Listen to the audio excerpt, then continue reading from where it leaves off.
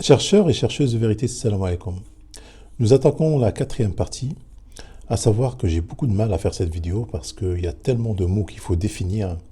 Là, j'ai sorti 5 versets, je n'arriverai pas à les faire, hein. Je vais essayer de faire chose après une autre. Aujourd'hui, dans cette vidéo, on va laisser donc Surat An-Nur, c'est-à-dire Zani ou Zania, pour définir le mot Zani, on va le laisser à la fin. Calomniateur, calomniatrice. Pour moi, ça ne veut pas dire fornicateur, fornicatrice, ça veut dire calomniateur, calomniatrice. C'est un mot importé du judéo-chrétien. Chez nous, ça n'existait pas. Ça n'existe pas, fornication. L'adultère, oui. Une femme mariée, on peut pas... c'est quelque chose de mal. Ça, c'est dans le Coran. C'est dans le Coran. Donc, quand vous explorez Surat Nisa, Surat Yusuf, vous voyez que c'est la femme mariée qui est interdite. Bon, on va pas, je vais essayer de ne pas m'étaler parce que ça va être très difficile, mais je vais essayer de me concentrer sur déjà وَالَّذِينَ لِفُرُوجِهِمْ حَافِظُونَ, ceux qui préservent leur sexe. Le préserver de quoi? De rapport sexuel ou le préserver d'être vu par quelqu'un d'autre? Nous allons donc chercher dans le Coran, parce qu'il y en a qui arrivent avec ce verset-là, ils te disent là c'est clair, ça ne peut pas être plus clair que ça. Nous allons dans cette vidéo parler que de ça. Nous allons parler de وَالَّذِينَ لِفُرُوجِهِمْ حَافِظُونَ, ceux qui préservent leur sexe. Et dans les prochaines vidéos, nous allons parler de Youssef, pardon, et de Surat Nisa, la femme, là où Allah il a demandé, il a dit حُرِّمَتْ عَلَيْكُمْ. Alors c'est clair, hein, quand il veut interdire quelque chose, Allah il te le dit clairement. Il te dit pas, il te dit حُرِّمَتْ عَلَيْكُمْ أُمَّهَاتُكُمْ بَنَاتُكُمْ أَخَوَاتُكُمْ عَمَّاتُكُمْ خَالَاتُكُمْ et ainsi de suite. Après, jusqu'à la fin, c'est-à-dire la femme mariée. Et après tout cela, le reste, c'est halal. Parce qu'il faut comprendre que Allah, dans sa règle, quand il a dit à Adam, il a dit « Fais ce que tu veux dans le paradis ». Il t'est interdit de t'approcher que de cet arbre. C'est juste cet arbre qui t'est interdit. Il n'a pas dit ça c'est halal, ça c'est halal, ça c'est halal, ça c'est halal. C'est juste cet arbre qui est haram. C'est cet arbre que tu ne dois pas approcher. Là, c'est pareil. Quand il dit il t'est interdit d'épouser la femme de ton père, il t'est interdit de coucher avec ta mère, ta soeur, ta fille, ainsi de suite, jusqu'à la fin du verset. Hein, et de coucher avec une femme mariée. Et justement, de coucher avec une femme mariée, c'est une fahisha. Quand vous allez dans Surat Yusuf, vous allez voir que c'est une fahisha. On va faire ça dans la prochaine vidéo. Pour le moment, on reste dans Surat al-Mu'minun. On va le lire ensemble. A'udhu billahi minash shaitanir rajim. Bismillahir rahmanir rahim. Qad aflaha al-mu'minun. Bienheureux sont les croyants. Ceux qui sont simples dans leur salat, dans leur lien, qui se détournent des futilités. Là, il s'agit de hadith. Hein. Futilité est égal hadith. Moi, j'aurais remplacé futilité par hadith, qui se détournent des hadiths. وَلِذَهُمْ أَنِ اللَّهُ مَعْرِضُونَ وَالْغَوْ فِيهِ لَعَلَّكُمْ تَغْلِبُونَ. Il s'agit de hadith. Qui s'acquittent de la zakat et qui préservent leur sexe. Alors ils ont mis entre parenthèses de tout rapport.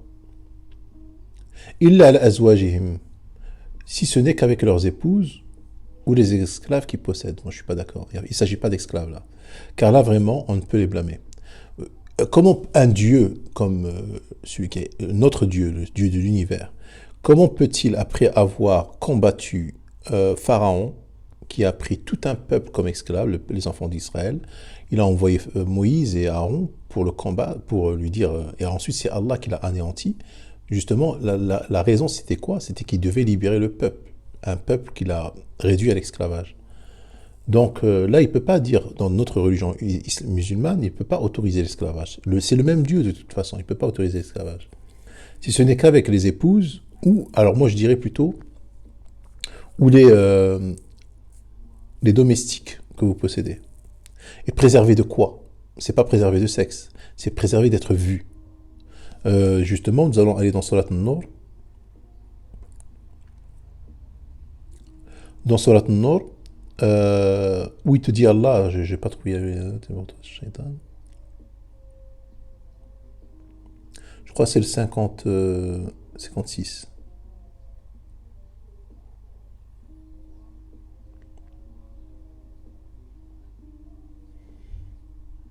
Voilà, c'est le 58. Vous lisez tout le 58. Alors là, tu vois, Surat An-Nur, il t'explique comment tu dois préserver ton... Oui, justement. Non, excusez-moi. Non, c'est beaucoup beaucoup avant. C'est beaucoup avant. Il y a tellement de versets que j'ai la tête qui commence à... C'est justement dans le verset de le hijab, que les femmes croient qu'il faut se couvrir la tête, alors c'est pas la tête qu'il faut se couvrir. Il faut comprendre que le khimar, c'est un bout de tissu de fermentation. Que jaib al-mar'a, sans jaib, c'est une poche. Une femme, elle a, à votre avis, une femme où elle a une poche, qui ressemble à une poche. Quelque chose, une poche, on sait très bien que c'est une ouverture où on peut rentrer notre main, comme Moïse, quand Allah il le dit, Atril yadaka fi jaybik, takhruj bayda. Donc jaybik, c'est une poche, c'est une ouverture qu'il a dans sa tunique. Donc une poche, on sait tous ce que c'est qu'une poche, c'est une ouverture. Donc une ouverture, une femme, où a-t-elle une ouverture? Yudnina jalabibihinna ala khumurihinna ala juyubihin. Donc, khumur, j'aime khamra. Khamra, c'est un tissu de fermentation. Il faut comprendre qu'à l'époque du prophète, les femmes n'avaient pas de culotte. Donc, Allah leur demande de préserver leur sexe avec ce tissu de fermentation et leur sexe qui s'appelle jaib. Le sexe de la femme s'appelle un jaib. Ça s'appelle un jaib. Jaib, ce n'est pas sa poitrine. Hein. Une femme qui n'a pas de poitrine, comment veux-tu qu'elle ait une ouverture parce qu'ils ont dit que l'ouverture, ça peut être ici. Donc, ils ont remonté vers le haut, alors qu'il faut descendre vers le bas. Jaib al-mar'a, c'est... Donc là, il te parle de ceux qui préservent leur sexe. Il te montre même comment préserver leur sexe. Attends, je sais le verset. Voilà, il dit aux croyants de baisser leur regard, de garder leur chasteté. Non, c'est pas ça. Hein. وقل للمؤمنات يغضضن من أبصارهن ويحفظن فروجهن ولفروجهم حافظون dans Surat al-Mu'minun ويحفظن فروجهن c'est-à-dire qui préservent leur sexe d'être vu. Et il t'explique comment. Et de montrer leur atour ولا يبدين زينتهن إلا على ما ظهر منها ويضربن بخمورهن et qu'elles rabattent leur khumur, c'est-à-dire leur tissu de fermentation sur leur, excusez-moi, hein, je vais le dire, hein, sur leur vagin. Comme ça, on est clair, on est d'accord, il n'y a pas d'ambiguïté. Leur tissu de fermentation sur leur vagin. Juyubihin, ça veut dire leur vagin. Ça ne veut pas dire leur poitrine. Ici, ils ont dit leur poitrine dans la traduction. D'accord? Parce que dans Surat, quand Moïse devait rentrer sa main, c'était dans son jaib, dans sa poche. Donc, ce qui ressemble à une poche chez une femme, tout le monde sait que ça ressemble à une poche. Donc, dans Surat al-Mu'minun, il y en a qui vont arriver avec Surat al-Mu'minun, ils vont dire ça confirme bien Surat al-Nur qu'il s'agit bien de fornicateurs et fornicatrices, puisque dans Surat al-Mu'minun, il a dit clairement qu'il est interdit, qu'il faut préserver son sexe de tout rapport sexuel. Non, c'est pas de tout rapport sexuel. Il faut préserver son sexe il faut le préserver, c'est-à-dire il faut le cacher. Sauf sur leurs épouses ou sur... Moi, c'est le Coran qui me le dit. Moi, demain, le jour de la résurrection, Allah, il va me dire, t'as fait une vidéo sur YouTube, voilà ce que t'as dit, voilà ce que t'as dit. Moi, je répondrai par le Coran. Par le Coran, voilà ce que j'ai compris. Et c'est par le Coran que qu'il faut préserver le sexe, il faut le préserver, il faut le cacher. C'est pas une question, il faut pas avoir de rapport sexuel. Il faut comprendre que c'est Allah qui nous a créés, c'est lui qui nous a créés avec des rapports sexuels pour que nous nous multiplions. Donc, il ne va pas te demander, il va te créer et te donner dans un instant une chose et après il va te l'interdire. Dans les prochaines vidéos, nous allons parler de Youssef. Là, j'aurai pas le temps. Nous allons parler de Surat An-Nisa.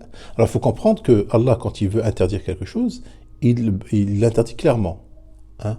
Comme il a dit à Adam, il lui dit ne t'approche pas de cet arbre. Il lui a bien désigné l'arbre. Donc là, il a dit il vous est interdit vos tantes, vos filles, vos mères, et ainsi de suite. Et il te dit clairement qu'est-ce qui t'est interdit. Et tout le reste vous est licite. D'accord? Donc,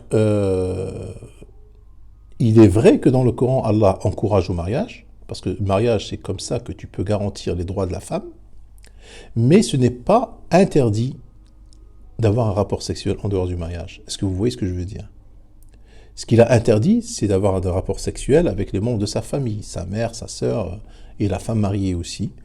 Il a interdit aussi, il a donné des droits, Mais l'interdit, quand il veut interdire quelque chose, il le dit clairement. Et c'est très grave de tordre le cou du Coran et d'interdire ce que Allah n'a pas interdit. C'est ça l'association. L'association, c'est ça, et c'est ça que ce que Allah ne pardonne pas. Donc là, on a fait Surat al-Mu'minun, un peu Surat al-Nur. Dans les prochains versets, dans les prochaines vidéos, on va parler de Youssef et de l'fahsha. Le fahsha, ce qui est turpitude, parce que Allah a interdit Inna zina kanat fahisha. Zina, c'est-à-dire, pour moi, la calomnie est une fahisha. C'est ma compréhension à moi. La calomnie est une fahisha, est une turpitude. Et Allah a interdit les turpitudes, il les a rendues haram. On va parler de tout ça dans les prochaines vidéos. Donc, salam alaikum.